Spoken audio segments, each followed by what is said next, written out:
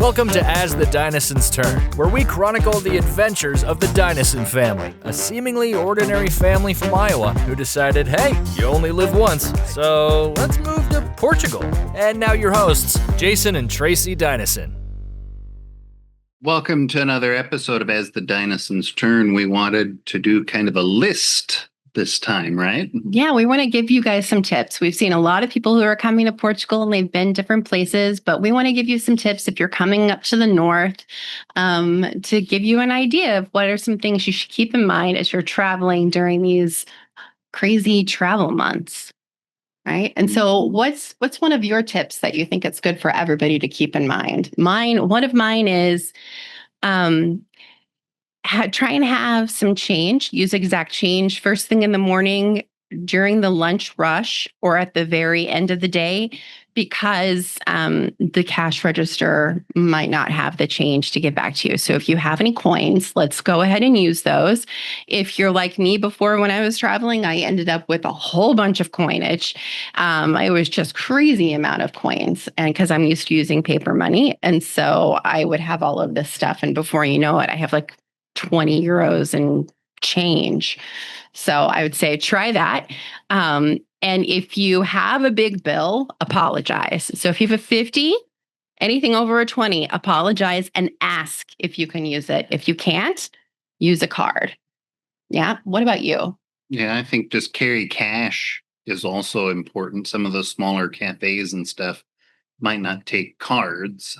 Yeah, that's definitely a good thing. And you're going to need money when you're parking, because while we might have what's called Via Verde, if you get a rental car, you can ask for that and then you can use it for parking and you could pay that later. But, when you take a ticket, you're going to need to then pay before you get in your car and leave. Right. So it's different than in the US. In the US, you would just pay at the exit. Right? Or at least in my experience. Yeah. So you have to find the pay machine and they'll tell you where. Usually it's on -1, right? And so you would be able to find that, but you're going to have that ticket and you're going to have to use exact change or use change to use that machine. It's not going to take large bills. Yeah. We have had the experience of losing that ticket. And what happened, Dinosaur? We had to pay 25 euros for a replacement. We had to pay 25 euros, which is the highest you can actually pay in a 24-hour period when we had only been there an hour. So don't lose the ticket. Oh my goodness, it was horrible. So yeah, don't lose your ticket. Oy, geez. Let me think. What other tips do you have? If you're going to rent a car, make sure you know how to drive manual transmission. And always get the full insurance, even if you think you're not going to need it. And yeah, I brought that up to someone recently from the US, and they said, oh, I learned 3 on the tree. I learned 4 on the floor. Actually, I think that my dad's old pickup was more like 5. Oh, okay. 5 on the drive. Oh my gosh, I know none of these phrases. Well, I don't know if 5 on the drive is what it was called. That's just what I made up. Okay, now. Cool. I like it. 3 on the tree, though. That's something people say. I've seen that elsewhere. What does that mean? You get into third gear and you die around a tree? Like what? Like what happened? Some of the old cars had the gear shift on the column, like the steering column. Okay, so I drove an old car. It's like you put it, in some cars, not so much anymore. They all have the thing, even automatics have the thing over in the middle. Gear shift. Yeah, there you go. Whatever. But in older okay. In older automatic cars, you had the thing that you pulled down. That was part of the That used to be in some cars, not every car, but in some cars, that was where the manual transmission gear shift was. That's on the column, and there apparently were 3 gears. That's also where it was in my mom's 1970 Monte Carlo, which was an automatic. But it was, well, I never heard that. I think that I think well, if it was automatic, that's... It still was there. You got to get into reverse and drive somehow, right? Okay. I drove a 1960 Volkswagen Bug, and so that was a slanted H. So let me just tell you, moving from a slanted H to a standard H, that was different. I still think that whoever makes things up... Look, it even is like right there on top in Google. Okay. I still think this is nothing I've ever heard before. This is something that maybe you have to be of a certain age to understand. 1940s and 50s. There you go. There you go. Okay. Grandpa Dallas could have told us about 3 on the tree. Grandpa Dallas would have had stories about 3 on the tree. He wouldn't have just told us. So yes, manual transmission. And the reason why we say get the maximum amount of full coverage insurance no matter what is because in Portugal, you never know what's going to happen. First of all, there could be a scratch on the car that you didn't see beforehand, and then all of a sudden it's your responsibility. You can, like parking garages, we've hit a pole, right? We've had a door of shame kind of incident. So you need to know that things are very narrow here. It's always in your best interest to have full coverage. Even if you think you have coverage with your cards, your credit cards or something else, go ahead and get it through the rental place because they're going to want that. It'll save you a headache. Trust us. It'll save you a headache. And if you do have a shame moment, a pole of shame moment, contact the police so you can write up a report so that you have it for an insurance claim. That's a good tip. What's something else we want people to know if they come to Portugal this time of year? So we've got driving, we've got change and cash. I think it's hot. It is hot. Now, I guess I don't know along the beach if it's so hot. It's cooler. We're not that far. We're only like 45 minutes inland, but it's hot.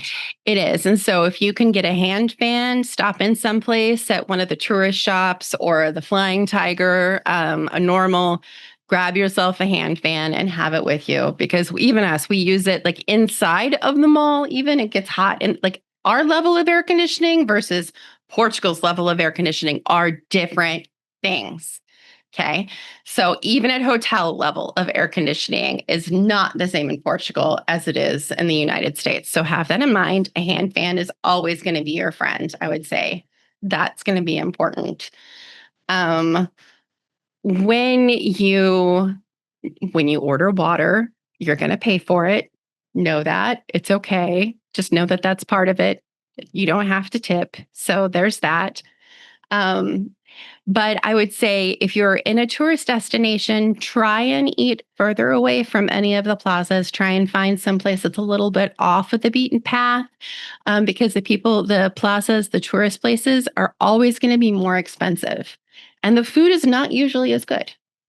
That's been our experience. So if you can kind of go off the beaten path or even just go to like a snack bar and have toast, like a tosta mista, I feel like toast in Portugal is its own meal category. And it's always good to have toast, just like it's always a good idea to have coffee. Portugal philosophy there. Yep. Yeah. Yeah. A few months ago, when one of your former students came to visit, we ate dinner at some place kind of like that off the beaten path. And the food was okay. The service was maybe lacking a little, but the view looked right over the river. And I mean, it was just perfect to sit and relax for an hour. Absolutely. You could find those places, but it might not be on the beaten path where everyone else is. Yeah. And, I have to say, sometimes getting lost has the benefit of you finding like the perfect spot. So there's always going to be a cafe around where you need to take a break. Definitely take that break. The other thing I would say is when you go to all these tourist destinations, most places will have a cafe in the tourist destination, like the castle or the museum. It's always worth taking your time at that cafe, in my opinion. Based on my experience, the students always knew they could find me at the cafe because it's a good place to sit and relax and enjoy the environment. But take breaks. Do not overcrowd your day, right? There is a Portuguese philosophy about vacation. Have you learned this philosophy, Jason, about what the philosophy of vacation is? Well, I don't know what the philosophy is, but I just remember someone told you a couple of years ago, what do you do at the Algarve? And it's like, we don't do anything. That is Portuguese philosophy. That's right. So, unlike having a to-do list that's a mile long, or that you want to visit 4 or 5 sites in a day, pick one in the morning, see how you feel, then maybe do another in the afternoon. You're not going to see it all. That's okay. But that is a philosophy. Not only that, but I've learned that even if you know somebody who's staying in the same place you are, you don't socialize because socializing requires energy. And the entire purpose of vacation is to re-energize, not to have something suck energy away from you. I thought that was fantastic. So the idea is just literally to relax. Only do something that moves you, that you feel like you want to do no more. And if you wake up on a day where you're like, all I want to do is lay here, then do it. I think it's a great philosophy. Yeah. When you go to the beach, you lay down, and then you might get up, get into the cold, cooler water, and then go back. You might get up and go and get yourself a beer, but you don't need to go trekking. And no, you don't have to do that hike. And no, you don't have to kayak or like windsurf or any of those things. And it would still be a vacation. I like that philosophy. Mm-hmm. Especially if you have a day where you feel like all you do is run. Yeah, give yourself that permission. Something else we would tell people. Oh, bring things that are lightweight. And we mean like light cotton, linen, breathable fibers, things you can wash by hand and then hang up and dry because it is hot. And so if you've got linen or lightweight cotton that's breathable, you're going to actually not sweat as badly as everyone else, right? Mm-hmm. It's crazy. Can you think of anything else you would tell people if they come to the north of Portugal? Things to keep in mind? Culturally, it's different from other places that you'll be in Portugal. It's different from Lisbon, which is different from the Algarve. Well, and even where we are is different even from Porto. So we live in a smaller area. We live outside of Braga. Braga is a different kind of town than Porto is even, and it's literally 35 minutes away. So I would say that the things I've learned, saying bom dia, boa tarde, where we are is important to acknowledge other people, to say obrigada, por favor, thank you, please and thank you, hello and goodbye are important magic words here. I'd say those are the things I would let you know. Don't be surprised if you're in northern Portugal and people wave at you as you drive by. It's a very Midwestern type of place in that sense. So the finger wave as you drive by somebody in the middle of northern Portugal, totally fine. Yeah. But yes, it is a very different place than you would see even in Lisbon or Porto. Yeah. What are some of the things that you've noticed that you really enjoy about the northern part of Portugal versus Porto, Lisbon, Algarve? What are the things that kind of speak to you? I think the pace of life is more our speed. And it's much slower pace of life than what we had in the US. So I would say, Lisbon is way too high paced for us. Like even moving from a high paced life in the US, that's probably more of a Porto speed of life. But I like where we are now. It's definitely slower paced. And so that's also, if you have a long list of things to do, people will tell you, be more Portuguese. And what does be more Portuguese mean? I'm still trying to figure it out, but definitely slower. Calmer, let things go. Don't worry. Hiccups are going to happen. And the mantra here, what does George always tell us? I love it. It's good. It's normal. It's good. It's normal. It's okay. Or if something's broken or something's wrong, it's easy fix. It's easy. It's an easy fix. It's good. It's normal. It's okay. It's a good mantra to have. Yeah. So things happen. It's good, it's normal, and it's okay. And that's some of your best stories, honestly, is when craziness happens.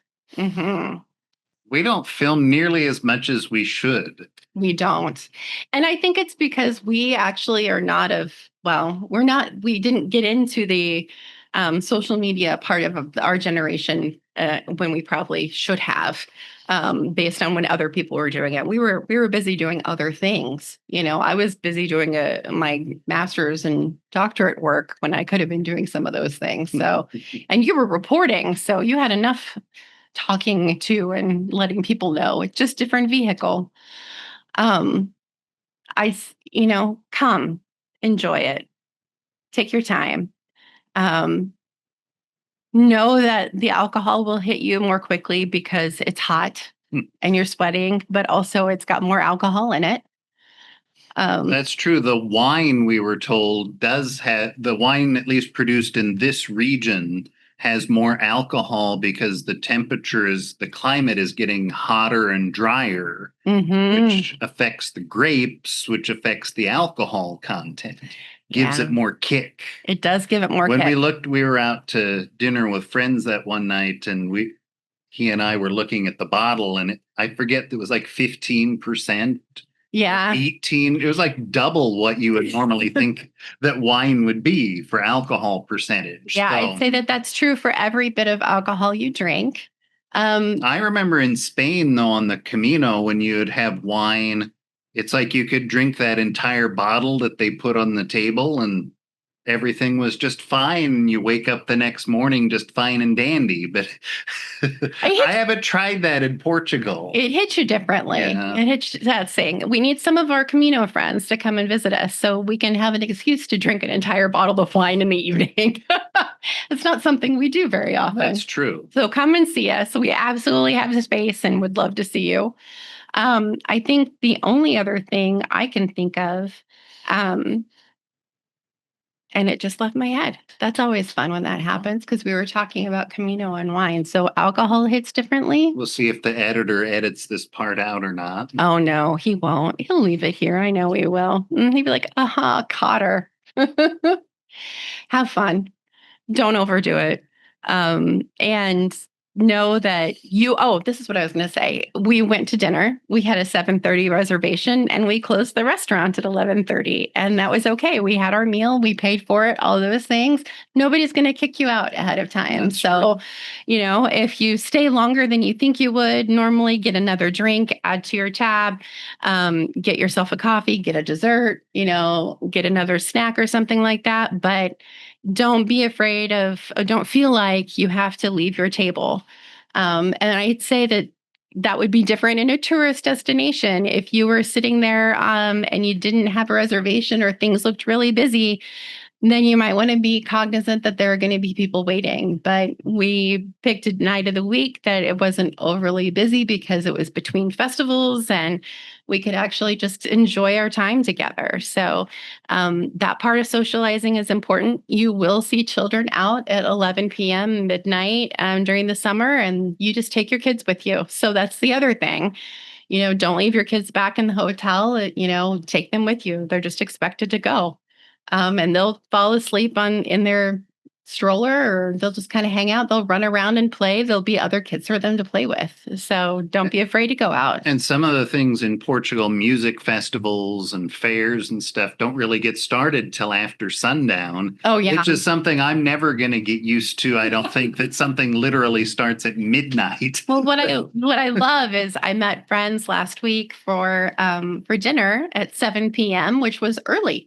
Mm-hmm. So most places are not opening until 7 or 7:30. We should talk about that if you show up at 6:30, there's a lot of restaurants that'll be closed. Maybe not in the tourist areas. Well, even in Guimarães, this is downtown Guimarães, they won't serve you. True. They'll tell you the kitchen's not open. You can have a snack, but the kitchen's not open until 7 or 7:30. So keep that in mind. But we were leaving at like 9:30 and things were just starting to get hopping. And so I think that's important to keep in mind because it's hot during the day. People like to come out and socialize, and 9:30, 10 o'clock at night, things are just getting started. Don't be surprised about that. It's just a different summer atmosphere.